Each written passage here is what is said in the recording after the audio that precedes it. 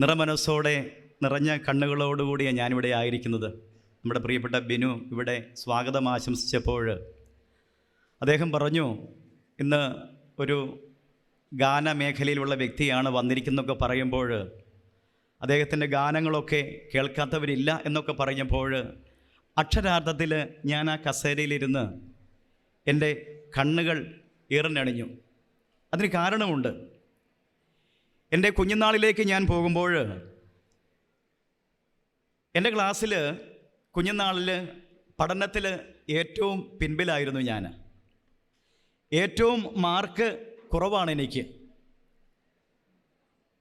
മറ്റൊന്നുകൊണ്ടുമല്ല, എനിക്ക് അകാരണമായ ഭയം, അപകർഷത, അന്തർമുഖത ഇങ്ങനെയൊക്കെ നിഴലിക്കുന്ന ഒരു വ്യക്തിത്വം. അതുകൊണ്ട് തന്നെ പഠിക്കാൻ ആഗ്രഹമില്ലാത്തത് കൊണ്ടല്ല, പക്ഷേ പഠിക്കുന്ന കാര്യമൊക്കെ ശ്രമിച്ചാലും മനസ്സിൽ നിൽക്കില്ല. അധ്യാപകർ പലപ്പോഴും വഴക്ക് പറയും, എന്തിനാടാ ഇങ്ങനെ ക്ലാസ്സിൽ വരുന്ന ചോദിക്കും. ടീച്ചേഴ്സൊക്കെ ഇങ്ങനെ വഴക്ക് പറയുമ്പോൾ കുഞ്ഞു മനസ്സ് നൊമ്പരപ്പെടും. കൂട്ടുകാർ പോലും എന്നെ മാറ്റി നിർത്തുന്നത് പോലെ ഒരു തോന്നൽ കുഞ്ഞു മനസ്സിൽ നിഴലിടും. അപ്പം ഞാൻ ഒരിക്കൽ എൻ്റെ അമ്മച്ചിയോട് പറഞ്ഞു, അമ്മച്ചി ഞാൻ സ്കൂളിലൊന്നും പോകുന്നില്ല. അതെന്താ മോനെ കാര്യം? അമ്മച്ചി എനിക്ക് മാർക്ക് കുറവാ, ഒന്നും പഠിക്കാൻ പറ്റുന്നില്ല. മോൻ ശ്രമിക്കാത്തത് കൊണ്ടല്ലേ ടീച്ചേഴ്സ് വഴക്ക് പറയുന്നത്? ഞാൻ പറഞ്ഞു, അവർക്ക് ആർക്കും എന്നെ ഇഷ്ടമല്ല. അങ്ങനെ ഒരു തോന്നലാണ് എൻ്റെ മനസ്സിൽ. ഉടനെ അമ്മച്ചി പറഞ്ഞൊരു കാര്യം ഞാൻ ഓർക്കുകയാണ്. അമ്മച്ചി ഇങ്ങനെ പറഞ്ഞു, മോനെ നിന്നെ ആർക്കൊക്കെ വേണ്ടെന്ന് വെച്ചാലും, ആരൊക്കെ നിന്നെ മറന്നാലും തള്ളിക്കളഞ്ഞാലും ഒരിക്കലും ദൈവം നിന്നെ മറന്നു കളയല്ല. നീ ദൈവത്തിൻ്റെ പ്രിയപ്പെട്ട കുഞ്ഞാ. അതുകൊണ്ട് നീ ടീച്ചേഴ്സിനോട് വിദ്വേഷമൊന്നും വേണ്ട, നിൻ്റെ നന്മയ്ക്ക് വേണ്ടിയാണ് അവരങ്ങനെ വഴക്കൊക്കെ പറയുന്നത് എന്നൊക്കെ അമ്മച്ചി പറഞ്ഞു തന്നു. പക്ഷേ അത് പറയുമ്പോഴും മറ്റൊരു കാര്യം എൻ്റെ ഹൃദയത്തിൽ പതിഞ്ഞു. ആരൊക്കെ നിന്നെ മറന്നാലും, ആരൊക്കെ നിന്നെ തള്ളിക്കളഞ്ഞാലും, ഒറ്റപ്പെടുത്തിയാലും കുറ്റപ്പെടുത്തിയാലും ദൈവം നിന്നെ ഒരിക്കലും തള്ളിക്കളയില്ല എന്നുള്ള ഒരു ചിന്ത എൻ്റെ കുഞ്ഞു മനസ്സിൽ നിറവായി മാറി.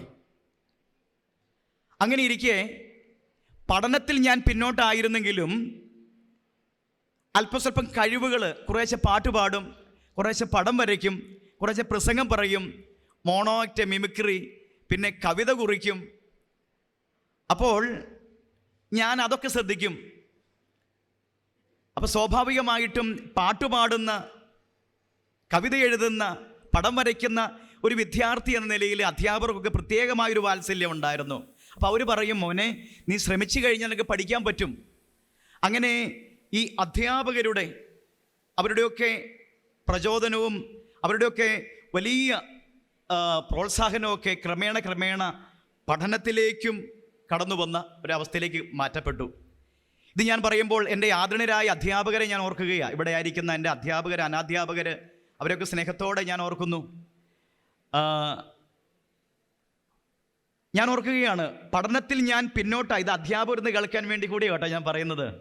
പഠനത്തിൽ ഞാൻ പിന്നോട്ടായിരുന്ന ഒരു 7ാം ക്ലാസ് ഞാൻ ഓർക്കുകയാണ്. അപ്പോൾ അവിടെ ഞാൻ പഠനത്തിൽ ഏറ്റവും മാർക്ക് എനിക്ക് കുറവാണ്. അവിടേക്ക് ഒരു മലയാളം ടീച്ചർ കടന്നു വരികയാണ്. മലയാളം ടീച്ചർ, ഈ ടീച്ചർ കടന്നു വന്നു. ഗ്രേസി ടീച്ചറാണ്. ടീച്ചർ വന്നിട്ട് ഇങ്ങനെ സ്കൂളിലെ ക്ലാസ്സിൽ എല്ലാവരെയും പരിചയപ്പെട്ടു. എന്നോട് ചോദിച്ചു, പേരെന്താടാ? ഞാൻ പറഞ്ഞു, ബേബി ജോൺ. ടീച്ചർ അടുത്ത് വന്നു, എൻ്റെ ബുക്കൊക്കെ ഇങ്ങനെ മറിച്ച് നോക്കി. അപ്പോൾ എൻ്റെ ഹാൻഡ് റൈറ്റിങ് വളരെ അല്പം നല്ല ഹാൻഡ് റൈറ്റിംഗ് ആണ്. പഠനത്തിൽ ഞാൻ പിന്നോട്ടാണെങ്കിലും നന്നായിട്ട് ഞാൻ എഴുതുമായിരുന്നു. ഉടനെ ടീച്ചർ പറഞ്ഞു, അമ്പടാ മിടുക്ക, എന്ത് ശേലാടാ നിൻ്റെ കയ്യക്ഷരം കാണാൻ, നീ എന്ത് മിടുക്കനാണ് എന്ന് ടീച്ചർ പറഞ്ഞു. പ്രിയമുള്ളവരെ, ആ മലയാളം ടീച്ചറിൻ്റെ നീ മിടുക്കനാണ്, എന്ത് നല്ല ഹാൻഡ് റൈറ്റിംഗ് ആണ് നിൻ്റേത് എന്ന് പറയുന്ന ഒരു പ്രോത്സാഹനത്തിൻ്റെ ഒരു വാത്സല്യ തണല് എനിക്ക് പിന്നീട് ഈ മലയാളം ടീച്ചർ എൻ്റെ ക്ലാസ്സിലേക്ക് വരാൻ വേണ്ടി ഞാൻ കാത്തിരുന്നു. കാരണം അവിടെ ഒരു പ്രോത്സാഹനത്തിൻ്റെ നറുവെട്ടമുണ്ട്. പിന്നെ ഞാൻ മലയാളം പഠിക്കാൻ തുടങ്ങി, നന്നായിട്ട് തന്നെ. അപ്പോൾ ടീച്ചർ പറഞ്ഞു, മലയാളം മാത്രം പോരാ, മറ്റു വിഷയങ്ങളും പഠിക്കണം. അങ്ങനെ ക്രമേണ മറ്റു വിഷയങ്ങളിലേക്കും നീങ്ങി. ചുരുക്കത്തിൽ എൻ്റെ ആദരണീയരായ അധ്യാപകരെ, അനധ്യാപകരെ, എൻ്റെ പ്രിയപ്പെട്ട കൂട്ടുകാരെ ഞാൻ ഓർക്കുകയാണ്. ക്ലാസ്സിൽ ഏറ്റവും പിൻപിലായിരുന്ന ഞാൻ ക്രമേണ ഈ പഠനത്തിൽ മുന്നോട്ട് നീങ്ങുക മാത്രമല്ല, പാട്ടുപാടും, കവിത എഴുതും, പടം വരയ്ക്കും. ഇത് ഞാൻ എന്നെ തന്നെ ഹൈലൈറ്റ് ചെയ്യുകയല്ല. സാധ്യതകളുടെ പ്രോത്സാഹനത്തിൻ്റെ ഒരു വലിയ സ്നേഹത്തണൽ വിരിക്കുമ്പോൾ ഒരു വ്യക്തി വളരേണ്ട സാധ്യതകളെക്കുറിച്ച് ഞാൻ പറഞ്ഞു വരുന്നത്. അങ്ങനെ ഇരിക്കെ ഞാൻ ഓർക്കുന്നു, 7ാം ക്ലാസ്സിൽ വെച്ചാണ് എനിക്ക് കവിതയോട് നല്ല താല്പര്യമുണ്ട്. അങ്ങനെ ഈ കവിത കുറിക്കുവാൻ അങ്ങനെ ഞാൻ ഓർക്കുന്നു, ആകാശത്തെ അമ്പിളിയമ്മാവനെയും നക്ഷത്രങ്ങളെയും കണ്ട് ഞാനൊരു കുഞ്ഞു കവിത എഴുതുകയാണ്. അന്തിയണഞ്ഞാൽ പുഞ്ചിരി തൂകി ആകാശത്തിലുദിച്ചിടും അമ്പിളി മാമ നിന്നെ കാണാൻ അയ്യട എന്തൊരു ചേലാണ്. ഇങ്ങനൊരു കുഞ്ഞു കവിത എഴുതി. എനിക്കും ഒരു ആത്മവിശ്വാസമൊക്കെയായി. അപ്പോൾ അമ്മച്ചി പറഞ്ഞു, ഞാൻ പറഞ്ഞില്ലേ മോനെ, ദൈവം നിൻ്റെ കൂടെയുള്ളപ്പോൾ, ആ ദൈവാത്മാവ് നിന്നെ നയിക്കുമ്പോൾ അവനെല്ലാം പഠിപ്പിക്കും നിന്നെ. അതുകൊണ്ട് ദൈവത്തിൽ ആശ്രയിക്കുക. ദൈവം സ്വർഗീയ ജ്ഞാനം തരും. ആ ജ്ഞാനം ഉൾക്കൊണ്ടുകൊണ്ട് പഠിക്കുക. ഒരു കാര്യം ഓർക്കണം, ദൈവത്തിന് ഹിതകരമല്ലാത്തതൊന്നും നീ ചിന്തിക്കരുത്, നീ പ്രവർത്തിക്കരുത്, നീ എഴുതരുത്, വരയ്ക്കരുത്, പാടരുത്. അമ്മച്ചി പറഞ്ഞു തന്ന കാര്യങ്ങളാണ്. അങ്ങനെ ഞാൻ കുഞ്ഞു കുഞ്ഞു കവിതകളൊക്കെ വീണ്ടും എഴുതാൻ തുടങ്ങി. എളിമ നാം നമ്മിൽ വളർത്തിയിടണം, എപ്പോഴും നമ്മിൽ അതുണ്ടാകണം. എളിമയെ കൂട്ടുപിടിക്കുവോനെ എവിടെയും കൂട്ടതുണ്ടാവതുള്ളൂ. എത്ര മഹോന്നതി എത്തിയാലും എളിമ നമ്മോടൊപ്പം ഉണ്ടാകണം. എളിമയിൽ നിന്നാണു വലിമയെന്നുള്ളത് എപ്പോഴുമായി നാം ഓർത്തിടേണം. വീണ്ടും എഴുതി. പുൽകിത്തലോടിലാളിച്ചിടും അച്ഛനും പുഞ്ചിരിച്ചുമ്മ പകരുന്നൊരമ്മയും പുസ്തകത്താളിൽ നിന്നക്ഷരവിദ്യയാൽ പുത്തൻ വെളിച്ചം പകർത്തും ഗുരുവതും. ഈ ഭൂവിൽ നാം കണ്ണാൽ കാണേണ്ട ഈശ്വര രൂപങ്ങളാണെന്നതോർമ്മ വേണം. ഇവരെ നാം സ്നേഹിക്ക, ഇവരെ നാം മാനിക്ക, ഈശ്വരൻ നമ്മിൽ പ്രസാദിച്ചിടും. ചുറ്റും പ്രകാശം പരത്തും മെഴുകുതിരി പോലെയാകണം നമ്മൾ. ഇങ്ങനെയൊക്കെയുള്ള അനേകം കവിതകൾ സ്കൂൾ കോളേജ് ജീവിതത്തിലൊക്കെ ഇങ്ങനെ എഴുതിയത് പ്രിൻ്റ് ചെയ്ത് ഇങ്ങനെ മാഗസിനിലൊക്കെ വരുന്ന കൂട്ടുകാരോടൊപ്പം വായിക്കുവാൻ ദൈവം അനുഗ്രഹം നൽകി. പ്രിയമുള്ളവരെ, അങ്ങനെ ആകാശത്തെ അമ്പിളിയമ്മാവനെയും നക്ഷത്രങ്ങളെയും നോക്കി ആ കവിത കുറിച്ചെങ്കിൽ ഇന്ന് 3500, 4000, 5000-ഓളം എത്തി നിൽക്കുന്ന അനേക ആത്മീയ ഗാനങ്ങൾ കുറിക്കുവാൻ ദൈവം അനുഗ്രഹം നൽകി. അങ്ങനെയുള്ള ചില ഗാനങ്ങളാണ് ഞാൻ ഓർക്കുന്നു. ഒരു 30 വർഷം മുമ്പാണ് ആദ്യമായി ഗാനം കവിതയിൽ നിന്ന് മാറി ഗാനശാഖയിലേക്ക് കടന്നത്. ആദ്യത്തെ ഗാനം ഇതായിരുന്നു. ഞാൻ നിന്നെ സൃഷ്ടിച്ച ദൈവം, ഞാൻ നിന്നെ രക്ഷിച്ച ദൈവം, ഞാൻ നിന്റെ പാതയിൽ എന്നും വെളിച്ചമായി നിന്നെ നയിക്കുന്ന ദൈവം. വീണ്ടും കുറിച്ചു. ഞാൻ ഉറങ്ങാനായി താരാട്ടുപാടുന്നു ദൈവം. വീണ്ടും എഴുതി. ഒന്നു വിളിച്ചാലോടി എൻ്റെ അരികിലെത്തും, പെറ്റമ്മ മറന്നാലും എന്നെ കൈപിടിച്ചു നടത്തുന്ന സ്നേഹം. ആബാ ദൈവമേ, ഇസ്രായേലിൻ നാഥനായി വാഴുമേഘ ദൈവം. ദൈവത്തെ മറന്നു കുഞ്ഞേ ജീവിക്കരുതേ, എൻ്റെ മുഖം വാടിയാൽ ദൈവത്തിൻ മുഖം വാടും. നിന്റെ തകർച്ചയിൽ ആശ്വാസമേകാൻ സക്രാരി തന്നിൽ നിത്യം വാഴുന്ന ആദിയിൽ വചനമുണ്ടായിരുന്നു. ഈശോയുടെ അതിദാരുണമാം ഇലപൊഴിയും കാലങ്ങൾക്കപ്പുറം മുൾമുടിയണിഞ്ഞുകൊണ്ടീശോ ബലിയർപ്പിക്കാൻ വരുവിൻ. ഇങ്ങനെ പോയാൽ ആയിരക്കണക്കിന് ഗാനങ്ങൾ കുറിക്കുവാൻ നല്ല ദൈവം അനുഗ്രഹം നൽകി. ഒരു കാര്യം ഉറപ്പാണ് എൻ്റെ സ്നേഹതന്മാരായ അനുജന്മാരെ, അനുജത്തിമാരെ, ഇവിടെ ആമുഖ പ്രസംഗത്തിൽ അല്ലെങ്കിൽ സ്വാഗതത്തിൽ സൂചിപ്പിച്ചു, നമ്മുടെ മാതാപിതാക്കളെ, അധ്യാപകരെ ഞാൻ ഇന്നും തിരിച്ചറിയുന്നു. എൻ്റെ അപ്പച്ചനും അമ്മച്ചിക്കും വലിയ വിദ്യാഭ്യാസമൊന്നും ഉണ്ട്, ഇവരും കർഷക കുടുംബമാണ്, വലിയ വിദ്യാഭ്യാസമൊന്നും ഉണ്ടായിരുന്നില്ല. പക്ഷേ എനിക്ക് കുഞ്ഞുനാൾ മുതലേ കിട്ടിയ ഒരു ചിന്ത ഇതായിരുന്നു: ഭൂമിയിൽ നാം കണ്ണാൽ കാണേണ്ട ഈശ്വര രൂപങ്ങളാണെന്ന് ഓർമ്മ വേണം. എൻ്റെ കോളേജ് ജീവിതത്തിൽ, പിന്നീടുള്ള എൻ്റെ യുവത്വത്തിൽ ഒക്കെ ഞാനുണ്ടല്ലോ, എവിടെ പോകുമ്പോഴും നിങ്ങൾ ശ്രദ്ധിച്ച് കേൾക്കണമേ, എൻ്റെ അപ്പച്ചൻ്റെയും അമ്മച്ചിയുടെയും മുമ്പിൽ മുട്ടുകുത്തി അവർ ആ കരങ്ങൾ എൻ്റെ ശിരസിൽ വെച്ച് പ്രാർത്ഥിക്കും. അവരുടെ പാദങ്ങൾ ചുംബിച്ച് മാത്രമാണ് ഞാൻ നീങ്ങിയിട്ടുള്ളത്. ഞാൻ ഓർക്കുന്നുണ്ട്, ഇന്നലെ വൈകുന്നേരം തരങ്കിണിയുടെ യേശുദാസ് പാടിയ ഒരു ഗാനം പുറത്തിറങ്ങി. ഈ കഴിഞ്ഞ 8-ാം തീയതി ഈ ഉള്ളവൻ തന്നെ എഴുതി ഈണം പകർന്നൊരു ഗാനമാണ് ദാസാറു പാടിയത്. എൻ്റെ കൂടെ പീറ്റർ ചേരാനൂർ എന്ന് പറഞ്ഞൊരു കൂട്ടുകാരനുണ്ട്. ഞാൻ നിങ്ങളോട് തുറന്നു പറയട്ടെ, ഇന്നുവരെ അടിസ്ഥാനപരമായിട്ട് ബഹുമാനപ്പെട്ട ജെയിംസ് അച്ഛനോട് ചോദിച്ചു, സംഗീതം എവിടെയാണ് പഠിച്ചത്? നിങ്ങളോട് ഞാൻ പറയട്ടെ, അടിസ്ഥാനപരമായിട്ട് സരിഗമ എന്ന് പോലും ഞാൻ പഠിച്ചിട്ടില്ല. എന്നാൽ യേശുദാസ്, SP ബാലസുബ്രഹ്മണ്യം, ജാനകി, ചിത്ര, ജയചന്ദ്രൻ, മാർക്കോസ്, MG ശ്രീകുമാർ, ഉണ്ണിമേനോ എന്ന് വേണ്ട എല്ലാ ഗായകരുടെ ഒപ്പം നിന്ന് സ്റ്റുഡിയോയിൽ നിന്ന് അവർക്ക് സംഗീതം പറഞ്ഞു കൊടുക്കുവാൻ നല്ല ദൈവം അനുഗ്രഹം നൽകിയപ്പോൾ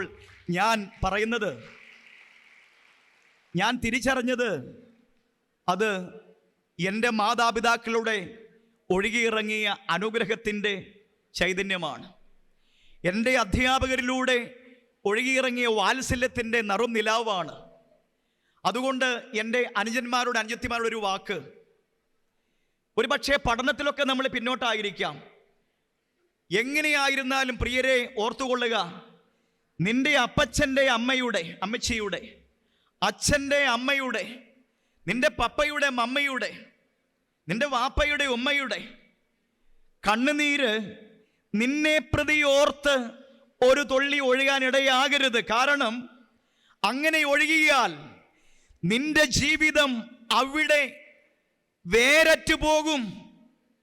ഇന്ന് നമ്മൾ കാണുന്നില്ലേ, ആധുനികതയുടെ ഈ ന്യൂജൻ സംസ്കാരത്തിൽ എത്രയോ ബാലകൗമാര യൗവനങ്ങൾ വഴിവിട്ട് മദ്യത്തിലും മയക്കുമരുന്നിലും മ്ലേച്ഛതയിലും വഴിവിട്ട സ്നേഹബന്ധങ്ങളിലും സ്വാതന്ത്ര്യത്തിൻ്റെ ദുരുപയോഗത്തിൽ ഇന്നലെ കണ്ട ഒരുവൻ്റെ കൂടെ അല്ലെങ്കിൽ വഴിവിട്ട യാത്ര ചെയ്യുമ്പോൾ ഓർക്കുക, നിന്റെ അപ്പൻ്റെയും അമ്മയുടെയും കണ്ണുനീർ ഒഴുകിയിറങ്ങുന്ന കണ്ണുനീർ തുള്ളികൾ 1000 മടങ്ങ് അണുബോംബിനേക്കാൾ തീവ്രതയുള്ളതാ.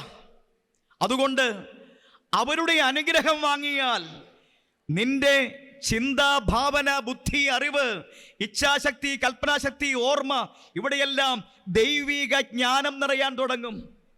നിനക്കെത്ര കഴിവ് കുറഞ്ഞതാണെങ്കിലും ഈ മാതാപിതാക്കളുടെ, ഈ അധ്യാപകരുടെ, ഈ അധികാരികളുടെ സ്വർഗീയ ഹൃദയത്തിൽ നുണരുന്ന അനുഗ്രഹത്തിൻ്റെ നറുനിലാവ് നിന്റെ ചിന്തയെയും നിന്റെ ഭാവനയെയും നിന്റെ ബുദ്ധിയെയും നിന്റെ അറിവിനെയും പ്രകാശപൂരിതമാക്കും. അങ്ങനെ സ്വർഗീയ ജ്ഞാനം നിറയും. യേശുദാസാറ് പാടിയ ഗാനമാണ് ദൈവത്തെ മറന്നു കുഞ്ഞേ. അതുപോലെ SP സാറ് പാടിയതാണ് അബ്രാമിൻ ദൈവം നൽകും കാനാൻ ദേശം തേടി തേടി. MG ശ്രീകുമാർ പാടി ഓർമ്മയിൽ നിൻമുഖം മാത്രം. കെസ്റ്റർ പാടി പെറ്റമ്മ മറന്നാലും. ഉണ്ണിമേനോൻ പാടി ആരും കൊതിക്കും നിന്റെ സ്നേഹം. ജയചന്ദ്രൻ പാടി എന്നെ കൈപിടിച്ചു നടത്തുന്ന സ്നേഹം. പ്രിയരെ, ഞാനിത് പറഞ്ഞു വരുന്നത് മറ്റൊന്നുമില്ലെങ്കിലും ദൈവത്തിൻ്റെ അനുഗ്രഹത്തിൻ്റെ നറുനിലാവ് നിന്റെ ഹൃദയത്തിൽ ഉണ്ടെങ്കിൽ നിനക്ക് പരാജയമില്ല. നിന്റെ മാതാപിതാക്കളുടെ സ്നേഹാനുഗ്രഹം ഉണ്ടെങ്കിൽ നിനക്ക് പരാജയമില്ല. നിന്റെ അധ്യാപകരുടെ വാത്സല്യത്തിൻ്റെ ഒരു നിറവുണ്ടെങ്കിൽ നിനക്ക് പരാജയമില്ല. ഇന്ന് എത്രയോ മനോഹരമായ, ആദ്യം ആ ബൈബിളിൻ്റെ ഒക്കെ ആ ആമുഖമൊക്കെ വായിച്ച് സകല ജനത്തിനു വേണ്ടിയുള്ള വലിയ സദ്വാർത്തയൊക്കെ പങ്കുവെച്ച ആ പ്രാർത്ഥനാ നിമിഷം എല്ലാം അടുക്കും ചിട്ടയുമായുള്ള ഒരു SB നിറവ് ഇവിടെ ഞാൻ കാണാനിടയായി. വിശുദ്ധ ബർക്കുമാൻസിൻ്റെ ആ ചൈതന്യം, പ്രേം നസീർ സാറും ഉമ്മൻചാണ്ടി സാറും കുഞ്ചാക്ക ബാബുവിനൊക്കെ കടന്നു വന്ന അല്ലെങ്കിൽ കടന്നുപോയ ആ കോമ്പൗണ്ടൊക്കെ പ്രിയമുള്ളവരെ, നിങ്ങളിലും ഒത്തിരി സാധ്യതയുണ്ട്. ഞാൻ ഓർക്കുന്നുണ്ട്, എനിക്ക് 2 മക്കളാണ്. മോനിപ്പോൾ BTech ഫൈനൽ ഇയർ ആണ്, മോള് BSc നേഴ്സിംഗ് സെക്കൻഡ് ഇയർ ആണ്. അപ്പോൾ എൻ്റെ പ്രായമുള്ള മക്കളൊക്കെ ഇവിടെ ഉണ്ട്. എൻ്റെ പ്രായമല്ല കേട്ടോ, എൻ്റെ മക്കളുടെ പ്രായമുള്ളത്. ശരി. അപ്പോൾ ഞാൻ ഓർക്കുക, എൻ്റെ മക്കള് കുഞ്ഞുനാളിലായിരിക്കുമ്പോൾ ഒരു ഓർമ്മയുണ്ട്. ഒരു ഡിസംബർ 1-ാം തീയതി, അവർ അന്ന് കുഞ്ഞുങ്ങളാണ്. ഒരു ഡിസംബർ 1-ാം തീയതി ഞാൻ പള്ളിയിൽ കഴിഞ്ഞ് വന്നപ്പോൾ ഒരു സ്റ്റാർ വാങ്ങിക്കൊണ്ട് വീട്ടിലെത്തി. ഉടനെ മോനും മോളും ഓടി വന്നു. എന്നാ അപ്പേ ഇത്? ഞാൻ പറഞ്ഞു, എടാ സ്റ്റാറാണ്, ഒന്ന് കാണിച്ചേ അപ്പേ. ഉടനെ ഞാൻ ആ പാക്കറ്റൊക്കെ തുറന്നു കാണിച്ചു. ഉടനെ മോള് പറഞ്ഞു, ഓ എന്ത് ശേല അപ്പേ സ്റ്റാർ കാണാൻ. മോനും പറഞ്ഞു, നല്ല സ്റ്റാറാ അപ്പേ. എൻ്റെ ഭാര്യ ബിന്ദു പറഞ്ഞു, ബേബിച്ചേട്ടാ നല്ല നക്ഷത്രം, ഇത് എവിടെ നിന്നാണ് വാങ്ങിയത്? ഞാൻ പറഞ്ഞു, കടയിൽ നിന്ന് വാങ്ങിയെന്നൊക്കെ പറഞ്ഞ്. ഉടനെ മോള് പറഞ്ഞു, അപ്പേ അത് കെട്ടിത്തൂക അപ്പേ എന്ന് പറഞ്ഞു. അങ്ങനെ ഞാൻ പറഞ്ഞു, എടാ സന്ധ്യ ആകട്ടെ. ഉടനെ മോൻ പറഞ്ഞു, ഇപ്പം കെട്ടിത്തൂക അപ്പേ എന്ന് പറഞ്ഞു. അങ്ങനെ മുറ്റത്തെ ചില്ലയിൽ ഞാൻ ആ സ്റ്റാർ കെട്ടിത്തൂക്കി, ബൾബൊക്കെ ഫിറ്റ് ചെയ്ത് കണക്ഷനൊക്കെ കൊടുത്തു. ഉടനെ മോൻ പറഞ്ഞു, അപ്പേ ഒന്ന് തെളിച്ചേ അപ്പേ. ഞാൻ പറഞ്ഞു, എടാ ഉച്ചയല്ലേ, വൈകുന്നേരം ആകട്ടെ. അങ്ങനെ ഉച്ചയായി, സായന്തനമായി, സന്ധ്യയായി, ഇരുൾ വീണു. അപ്പോൾ മോൻ പറഞ്ഞു, അപ്പേ സ്റ്റാർ. ഉടനെ ഞാൻ ബൾബ് ഓൺ ചെയ്തു. ബൾബ് പ്രകാശിച്ചു. മുറ്റം മുഴുവൻ പ്രകാശം പരത്തി. ഇതാ ഈ നക്ഷത്രം ഇങ്ങനെ മെല്ലെ ഇളകിയാടുകയാണ്. മുറ്റം മുഴുവൻ പ്രകാശം, മനോഹരമായ ഡിസൈൻ, നല്ല പ്രകാശ ധവളിമയിൽ ഈ നക്ഷത്രം ഇങ്ങനെ പ്രശോഭിക്കുകയാണ്. ഉടനെ മോനും മോളും വലിയ ആനന്ദം കൊണ്ട്, സന്തോഷം കൊണ്ട് തുള്ളിച്ചാടി. ഓ നല്ല സ്റ്റാറാ, നല്ല സ്റ്റാറാ. വൈഫും പറഞ്ഞു, നല്ല നക്ഷത്രമാ. അങ്ങനെ ഞങ്ങളെല്ലാവരും ഭംഗി ആസ്വദിച്ച് നിൽക്കെ പെട്ടെന്ന് കരണ്ട് പോയി. കൂരിരുട്ട്. അപ്പേ കരണ്ട് പോയി അപ്പേ. ഞാൻ പറഞ്ഞു, സാരമില്ലടാ, കരണ്ട് വരും. തെല്ല് സമയം കഴിഞ്ഞപ്പോൾ വീണ്ടും കരണ്ട് വന്നു. വീണ്ടും പ്രകാശം, നല്ല വെളിച്ചം. അപ്പോൾ ഒരു കാര്യം ഞാൻ ശ്രദ്ധിച്ചു, ഈ കരണ്ട് പോയി കഴിഞ്ഞപ്പോൾ അവിടെ നക്ഷത്രം കെട്ടിയിട്ടുണ്ടായിരുന്നു എന്ന് പോലും തോന്നാത്ത കൂരിരുട്ട് വ്യാപിച്ചിരുന്നു. കരണ്ട് വന്നപ്പോൾ വീണ്ടും നക്ഷത്രം പ്രകാശിച്ചു. അപ്പോൾ മോൻ പറഞ്ഞു കൊടുത്തൊരു കാര്യമാണ് എന്നെ വല്ലാതെ സ്പർശിച്ചത്. എന്ന് പറഞ്ഞാൽ അനിയത്തിയോട് ചേട്ടായി പറഞ്ഞു കൊടുക്കുക, കുഞ്ഞുമോളെ, നക്ഷത്രം എന്നാ ശേലാണേലും അതിൻ്റെ അകത്ത് ബൾബ് തെളിഞ്ഞില്ലെങ്കിൽ ഒന്നിനും കൊള്ളൂലാടി. ക്ലിയറായോ ഞാൻ പറഞ്ഞത്? നക്ഷത്രം എന്നാ ശേലാണെങ്കിലും അതിനുള്ളിൽ ബൾബ് പ്രകാശിച്ചില്ലെങ്കിൽ ഒന്നിനും കൊള്ളൂല എന്നാ അവൻ പറഞ്ഞു കൊടുത്തത്. അതൊരു സിമ്പിൾ തോട്ടാണെങ്കിലും അതെൻ്റെ ഹൃദയത്തിൽ പതിഞ്ഞ എന്താണെന്നറിയാമോ? ബേബിച്ച മോനെ, നിനക്ക് എന്ത് കഴിവുണ്ടെങ്കിലും, എന്ത് വിദ്യാഭ്യാസം ഉണ്ടെങ്കിലും, എന്ത് സമ്പത്തുണ്ടെങ്കിലും, എന്തൊക്കെ ഉണ്ടെങ്കിലും ഉള്ളിൽ പ്രകാശിക്കുന്ന ഒരു ചൈതന്യം, അത് ദൈവമാണ്. ആ ദൈവാത്മാവ് നിന്നെ നയിച്ചില്ല എങ്കിൽ, ആ ദൈവാത്മാവ് ഹൃദയത്തിൽ ഇല്ലെങ്കിൽ, നിന്റെ എന്തെല്ലാം ഡിസൈൻസ് ഉണ്ടോ, നമുക്കറിയാം, സമ്പത്ത്, വലിയ പഠനം, നല്ല പഠിക്കാനുള്ള കഴിവുണ്ട്, നല്ല സൗന്ദര്യം, നല്ല ആരോഗ്യം, താൻ പോരുമ, മറ്റ് കഴിവുകൾ, ടാലൻറ്റുകൾ ഒക്കെയുണ്ട്. അതൊക്കെ വെറും ഡിസൈൻസ് മാത്രമാണ്. ഈ ഉള്ളിലുള്ള ദൈവാംശമാണ്, ദൈവ ചൈതന്യമാണ് ഈ ഡിസൈൻസ് ഒക്കെ പ്രതിഫലിപ്പിക്കുന്നത്. അപ്പോഴാണ് നീ ഒരു സ്റ്റാറായി മാറുന്നത്. മറ്റെന്ത് ഡിസൈൻ ഉണ്ടെങ്കിലും ഉള്ളിൽ ദൈവിക വെളിച്ചമില്ലെങ്കിൽ ഒരിക്കലും, പ്രിയ അനുജത്തി, നമ്മുടെ വിദ്യാഭ്യാസത്തിനോ നമ്മുടെ സമ്പത്തിനോ നമ്മുടെ കഴിവിനോ ഒരു പ്രസക്തിയില്ല. ഉള്ളിലുള്ള ദൈവ ചൈതന്യമാണ് നമ്മെ നന്മയുടെ സാക്ഷ്യമാക്കി മാറ്റുന്നത്. ഞാൻ ഓർക്കുന്നുണ്ട്, ഒരിക്കൽ നിങ്ങൾ ഇസ്രായേൽ പാട്ട് കേട്ടിട്ടില്ലേ? ഇസ്രായേലിൻ നാഥനായി വാഴുമേക ദൈവം. അപ്പം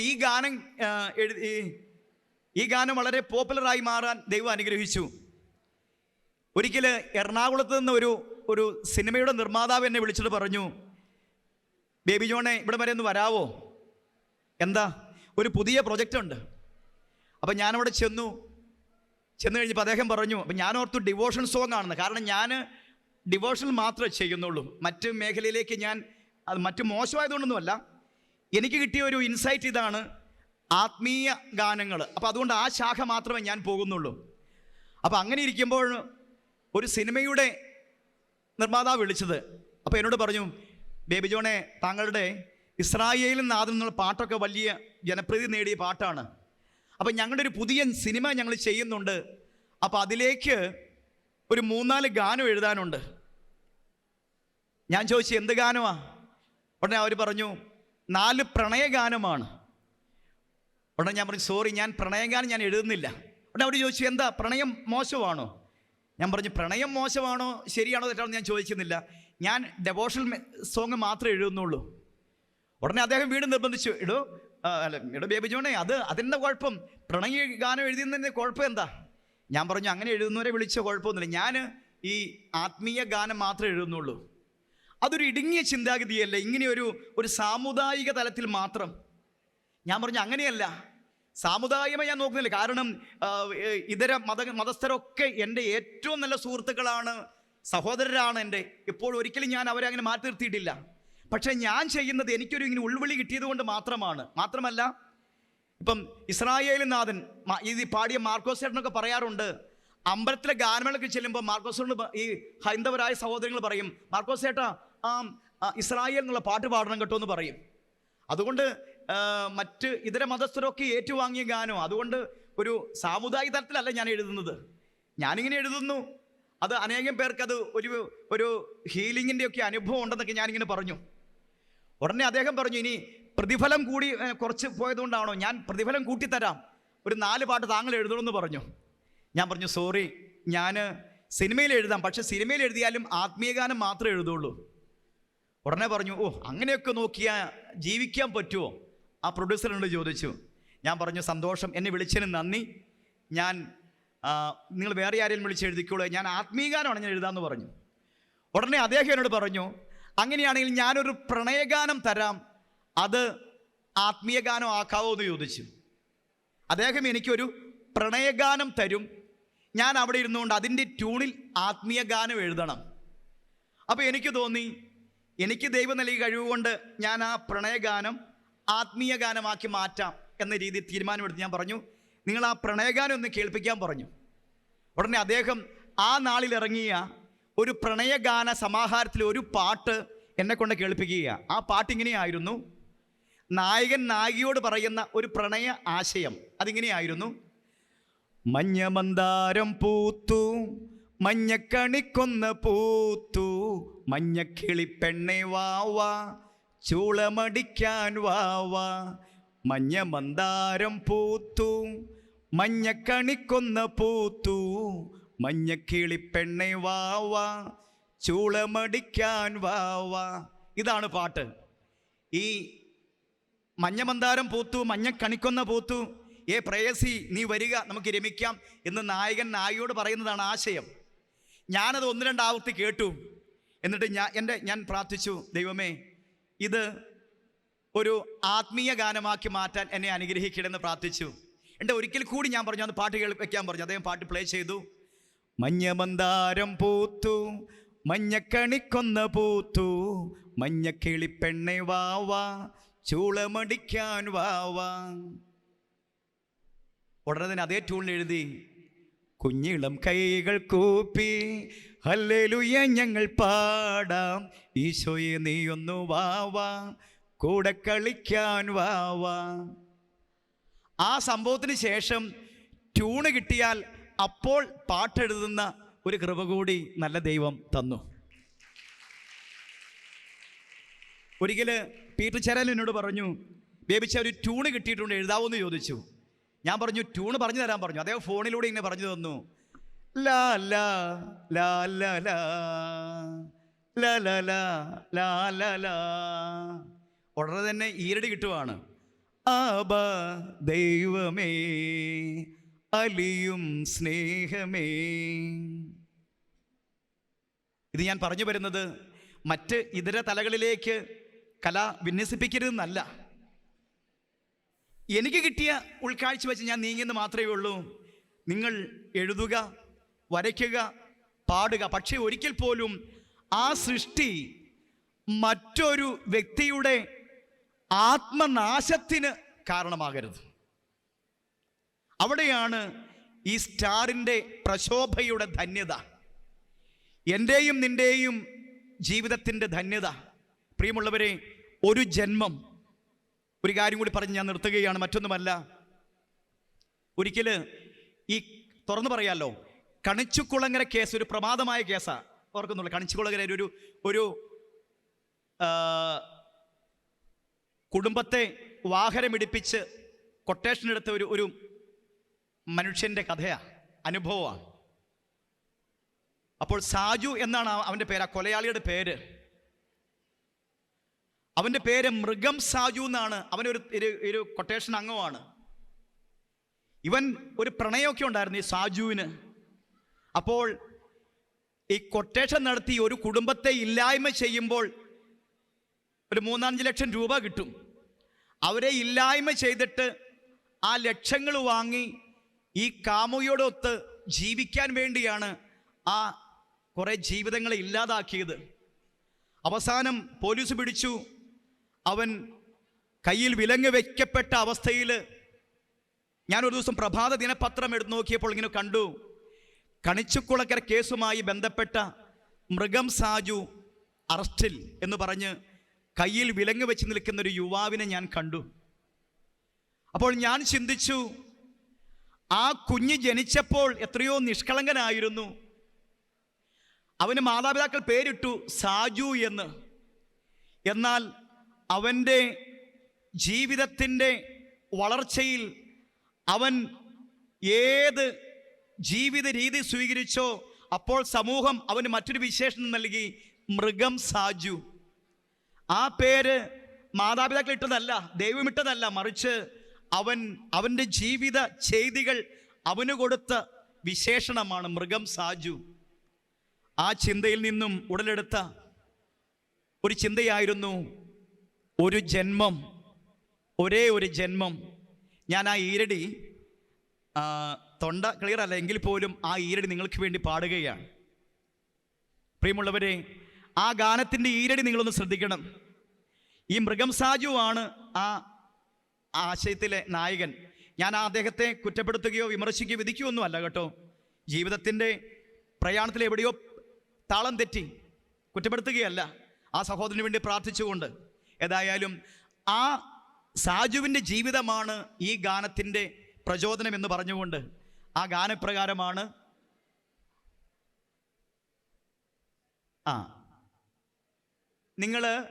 നിങ്ങൾക്കിത് ഇഷ്ടമല്ലെങ്കിലും ഒരു കുറച്ച് നേരം ഒന്ന് നിശബ്ദമാകുകയാണെങ്കിൽ ഞാൻ ആ ഗാനം പാടാം.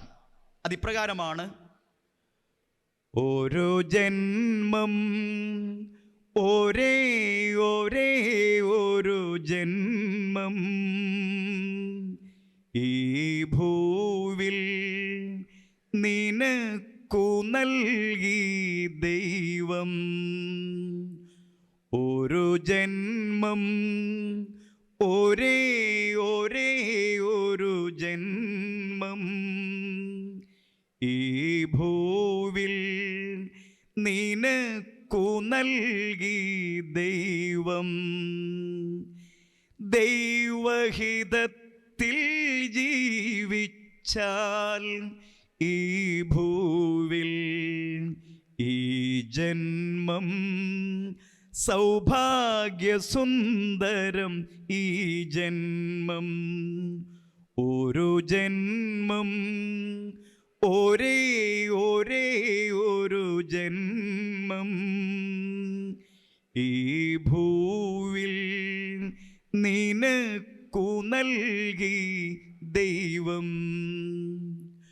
ഒട്ടേറെ നേടാൻ ഓടിയാലും നേട്ടങ്ങളേറെ നീ നേടിയാലും, ഒട്ടേറെ നേടാൻ ഓടിയാലും നേട്ടങ്ങളേറെ നീ നേടിയാലും, ദൈവത്തെ മാത്രം നേടിയില്ലെങ്കിൽ വ്യർത്ഥമീ ഭൂവിൽ നിന്റെ ജന്മം.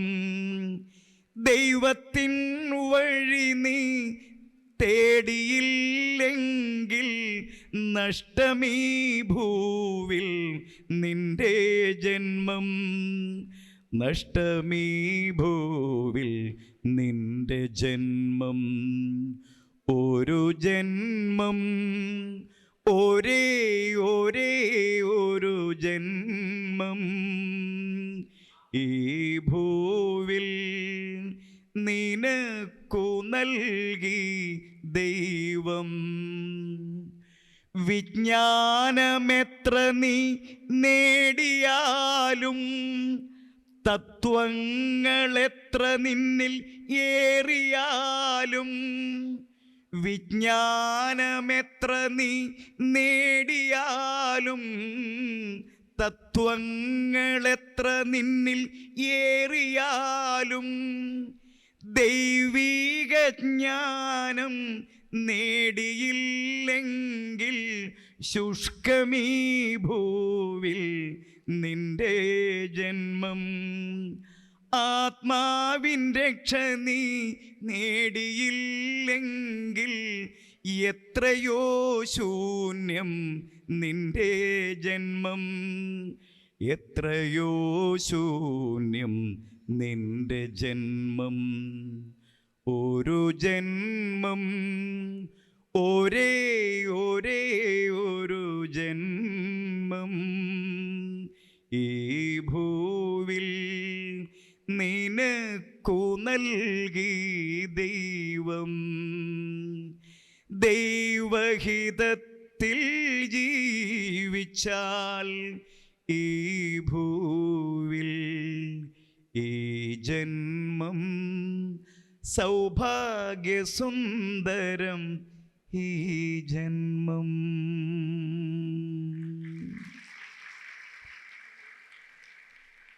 ഇത് മാത്രം, ഈ ക്രിസ്മസ് സന്ദേശം ഇത് മാത്രമേ ഉള്ളൂ. ക്രിസ്മസ് നക്ഷത്രങ്ങളുടെ പ്രകാശധോരണിയുടെ കാലമാണ്. അത് കാണുമ്പോൾ എപ്പോഴും ഓർക്കുക, ആ നക്ഷത്രം മിന്നിത്തെളിഞ്ഞു നിൽക്കുമ്പോൾ അതിൻ്റെ ഡിസൈൻസിൻ്റെ പ്രസക്തി ഉള്ളിൽ തെളിയുന്ന ബൾബിൻ്റെ ആ വെളിച്ചമാണ്. ആയതിനാൽ നമ്മളിവിടെയൊക്കെ യാത്ര ചെയ്യുമ്പോഴും, ഏത് ജീവിത വ്യാപാരങ്ങളായിരിക്കുമ്പോഴും, ഏതു ജീവിത തുറകളിലാകുമ്പോഴും, എത്ര വളർന്നാലും ഓർക്കുക, എന്തൊക്കെ നേടിയാലും ആ നന്മ നിറഞ്ഞ ചൈതന്യം, അവിടെ ജാതിയോ മതമോ വേഷമോ ഭാഷയൊന്നുമല്ല, എല്ലാവരിലും ഹൃദയത്തിൽ വസിക്കുന്ന ആ സ്നേഹ ചൈതന്യത്തിൻ്റെ നിറവ് എപ്പോഴും നന്മയുടെ വെളിച്ചം വീശട്ടെ. അവിടെയാണ് യഥാർത്ഥ സ്റ്റാറായി നമ്മൾ മാറുക. വിവിധ കഴിവുകളുണ്ട് നിങ്ങൾക്കെല്ലാവർക്കും, നല്ല പാടാൻ, എഴുതാൻ, വരയ്ക്കാൻ, പെയിൻറ്റിങ്സ് എല്ലാം നന്മയുടെ സാക്ഷ്യങ്ങളായി മാറട്ടെ. നമ്മുടെ സൃഷ്ടികൾ അനേകം പേർക്ക് പ്രചോദനങ്ങളാകട്ടെ. അത് കേൾക്കുമ്പോൾ പ്രത്യാശ നിറയട്ടെ. ഇലപൊഴിയുന്ന കാലങ്ങൾക്കപ്പുറം ഒന്നിനെക്കുറിച്ചും ആകുലപ്പെടേണ്ട. നമുക്കറിയാം, ജീവിതത്തിൽ പ്രതികൂലത വരുമ്പോൾ നിരാശപ്പെടുന്ന ഇന്ന് ഒരുപാട് ബാലകൗമാരി യൗവനങ്ങൾ സൂയിസൈഡ് ടെൻഡൻസി, നിസ്സാര കാര്യത്തിന് 7ാം ക്ലാസ്സുകാരൻ, 10ാം ക്ലാസ്സുകാരൻ അല്ലെങ്കിൽ +2കാരി ആത്മഹത്യ ചെയ്തു. കണ്ടോ, ഓടി ഒളിക്കുക, തൊട്ടാവാടി സ്വഭാവം. നമ്മളെന്താ മനസ്സിലാക്കേണ്ടത്? ജീവിതത്തിൽ കരുത്തോടെ മുന്നേറണം. ഓരോ പരാജയവും വിജയത്തിൻ്റെ കുതിപ്പിൻ്റെ നാന്ദിയാണ്. ഞാൻ ഓർക്കുന്നുണ്ട്, എന്തിനാണ് ആ ക്ലാസ്സിൽ വരുന്നതെന്ന് അധ്യാപകരുടെ ആ ശാസന. പക്ഷേ പിന്നീട് കാലം മാറിയപ്പോൾ എനിക്ക് മനസ്സിലായി, ആ ശാസനയൊക്കെ ഒരു ഊർജ്ജമായിരുന്നു, ഒരു പ്രചോദനമായിരുന്നു മുന്നോട്ട് കുതിക്കുവാൻ. പ്രിയമുള്ളവരെ, ഇല കൊഴിയുന്നത് കൊണ്ട് കരുതരുത് എല്ലാം തീർന്നെന്ന്. ഇല പൊഴിയുന്ന കാലങ്ങൾക്കപ്പുറം ഒരു തളിരണിയുന്ന കാലമുണ്ട്. അതുകൊണ്ട് പ്രത്യാശ നിറഞ്ഞ ജീവിതമാകട്ടെ ഈ പുതുവത്സരം. നന്മ നിറഞ്ഞ ജീവിതം ആശംസിക്കുന്നു. ഒരിക്കൽ കൂടി എൻ്റെ അതിനര അച്ഛന്മാർക്ക്, എൻ്റെ അധ്യാപകർക്ക്, അനാധ്യാപകർക്ക്, എൻ്റെ സിസ്റ്റേഴ്സിന്, മറ്റെല്ലാ കൂട്ടുകാർക്കും പുതിയ ക്രിസ്മസിൻ്റെയും പുതിയ വത്സരത്തിൻ്റെയും പ്രാർത്ഥനകളും മംഗളങ്ങളും ആശംസകൾ നേർന്നുകൊണ്ട് ഒത്തിരി സ്നേഹത്തോടെ, നന്ദിയോടെ, പ്രാർത്ഥനയോടെ ഞാൻ നിർത്തുന്നു. നന്ദി, നമസ്കാരം.